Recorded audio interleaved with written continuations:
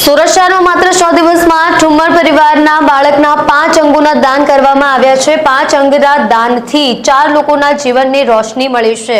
બાળકીની બંને કિડની અને બંને ચક્ષુઓના દાન જીવનદીપ ઓર્ગન ડોનેશન ફાઉન્ડેશન ટ્રસ્ટ દ્વારા કરવામાં આવ્યું છે। સૌરાષ્ટ્રના રાજકોટ જિલ્લાના ઢાંગ ગામના વતની અને હાલ સુરત વેલંજા વિસ્તારમાં રહેતા મનીષાબેન મયુરભાઈ ઠુમ્મરના બેબીના અંગદાનથી 4 જીવનમાં નવા રંગ ઉમેરાયા છે। સુરતમાં મયુરભાઈ પ્લમ્બરિંગનું મજૂરી કામ સાથે સંકળાયેલા છે।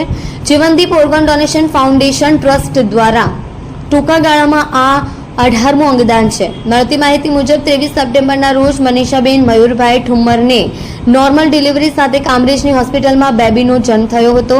ત્યાંથી બેબીને તાત્કાલિક સુરત ડાયમંડ એસોસિએશન સંચાલિત ડાયમંડ હોસ્પિટલમાં ખસેડી એનઆઈસીયુ વિભાગમાં બેબીની સારવાર શરૂ કરવામાં આવી હતી। ડાયમંડ હોસ્પિટલના ડોક્ટર અલ્પેશ સિંઘવી તથા ડોક્ટર મિનેશ ભીકડિયા એ તેની સારવાર શરૂ કરી હતી। સઘન સારવાર બાદ 27 સપ્ટેમ્બરના રોજ doctor Alpesh Singhvi, doctor Minesh Bhikhadiya, doctor Mayank Detroja, doctor Urja Ladani દ્વારા બેબીને બ્રેનડેડ જાહેર કરવામાં આવી હતી।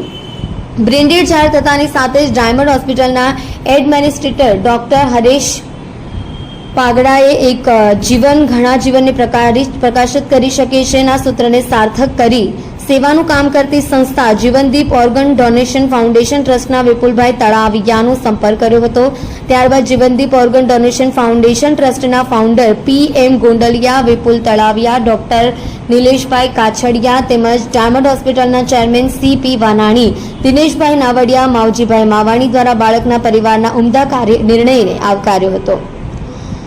અંગદાન એ જ સર્વશ્રેષ્ઠ દાન છે તેવી સમજણ આપી હતી। ઓર્ગન દેશના વિવિધ શહેરમાં સમયસર પહોંચી શકે તેવા ઉમદા હેતુથી ગણતરીની મિનિટોમાં ડાયમંડ હોસ્પિટલથી સુરત રેલવે સ્ટેશન સુધીનો ગ્રીન કોરિડોર તથા સુરતથી IKDRC અમદાવાદ સુધીનો ગ્રીન કોરિડોર માટે ગુજરાત પોલીસ દ્વારા બંદોબસ્ત સાથે ગ્રીન કોરિડોરની સજ્જડ વ્યવસ્થા કરી આપવામાં આવી હતી। રેલવે ઓથોરિટી તથા પોલીસ વિભાગ દ્વારા વિશેષ સહકાર મળ્યો હતો।